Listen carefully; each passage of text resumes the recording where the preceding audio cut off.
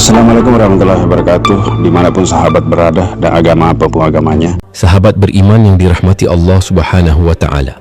Dalam ajaran Islam, Nabi Isa alaihi salam memegang posisi yang sangat mulia, dihormati sebagai salah satu dari 5 nabi ulul azmi, yaitu para nabi yang memiliki keteguhan luar biasa dalam menjalankan tugas kerasulan mereka. Berbeda dengan pandangan umum yang berkembang di kalangan Kristen, Islam menempatkan Nabi Isa sebagai hamba Allah dan utusannya, bukan sebagai Tuhan atau anak Tuhan. Pemahaman ini sangat penting, karena dari sinilah letak perbedaan mendasar antara akidah Islam dengan keyakinan yang kemudian berkembang dalam kekristenan. Nabi Isa adalah seorang manusia pilihan yang dilahirkan secara mukjizat dari seorang wanita suci bernama Maryam tanpa ayah. Al-Quran menceritakan bagaimana Maryam, seorang wanita yang menjaga kesucian dirinya dengan sangat ketat, mendapatkan kabar gembira dari malaikat Jibril tentang kelahiran seorang anak yang istimewa. Dalam keadaan terheran-heran, Maryam bertanya, bagaimana mungkin ia bisa memiliki anak tanpa pernah disentuh oleh seorang laki-laki pun? Namun Allah berkehendak lain. Dia berfirman, kun fayakun, jadilah, maka terjadilah. Maka lahirlah Nabi Isa sebagai tanda kekuasaan Allah dan mukjizat besar bagi umat manusia, sebagaimana kelahiran Nabi Adam yang diciptakan tanpa ayah dan ibu.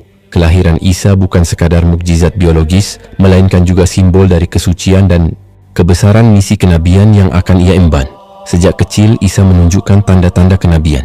Dalam Al-Quran disebutkan bahwa beliau bahkan berbicara saat masih dalam buayan, membela kesucian ibunya dari tuduhan keji kaum Bani Israel. Ini adalah bukti nyata bahwa Isa adalah seorang yang dilahirkan dengan tugas besar, menyeru kaumnya kembali kepada jalan Allah yang benar. Misi Nabi Isa alaihissalam sangat jelas dalam pandangan Islam, mengembalikan Bani Israel kepada ajaran tauhid yang murni.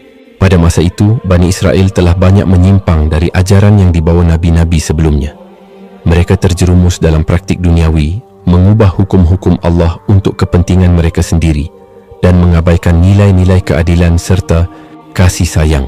Nabi Isa datang untuk memperbaharui kembali ajaran tersebut, memperkuat kembali prinsip tauhid, serta menegakkan kebenaran yang telah lama dilupakan.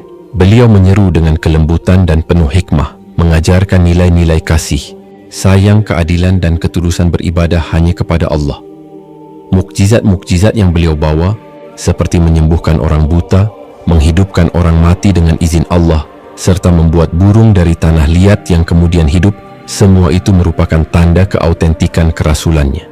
Namun demikian, bukan mukjizat-mukjizat itulah yang menjadi inti dakwahnya. Isa berfokus pada menghidupkan hati manusia, membersihkan mereka dari syirik, dan mengarahkan mereka kembali kepada Allah yang Maha Esa. Nabi Isa juga mengabarkan kedatangan seorang Rasul setelahnya, yaitu Nabi Muhammad Shallallahu Alaihi Wasallam.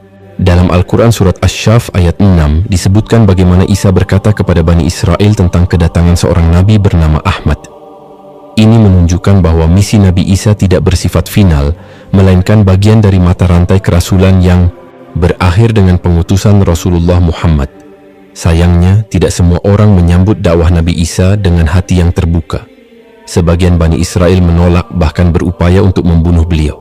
Namun Allah menyelamatkannya, mengangkatnya ke langit, dan kelak beliau akan kembali lagi ke dunia sebagai bagian dari tanda-tanda akhir zaman, bukan membawa ajaran baru, melainkan untuk mengoreksi kekeliruan umat manusia tentang dirinya dan untuk menegakkan keadilan. Nabi Isa alaihissalam diutus kepada Bani Israel dengan satu pesan utama yang telah menjadi inti dakwah seluruh nabi sejak zaman Nabi Nuh, Ibrahim, Musa, hingga Muhammad Shallallahu Alaihi Wasallam. Seruan kepada tauhid, pengesaan Allah tanpa sekutu. Ajaran Nabi Isa bukanlah sebuah ajaran baru, melainkan lanjutan dan pelurusan dari warisan para nabi terdahulu yang telah mulai dilupakan dan diselewengkan oleh kaumnya. Sejak awal, Nabi Isa menegaskan bahwa ia hanyalah utusan Allah. Ia berdakwah, mengajak manusia untuk beribadah hanya kepada Allah, menyerahkan seluruh bentuk penyembahan, pengharapan, dan ketundukan hanya kepadanya. Dalam Al-Quran disebutkan bagaimana Nabi Isa berkata, sesungguhnya Allah adalah Tuhanku dan Tuhan kalian, maka sembahlah Dia. Ini adalah jalan yang lurus. QS Maryam 36. Ayat ini menegaskan bahwa misi Nabi Isa tidak pernah keluar dari prinsip dasar Islam, mengesahkan Allah dan menolak segala bentuk kesyirikan.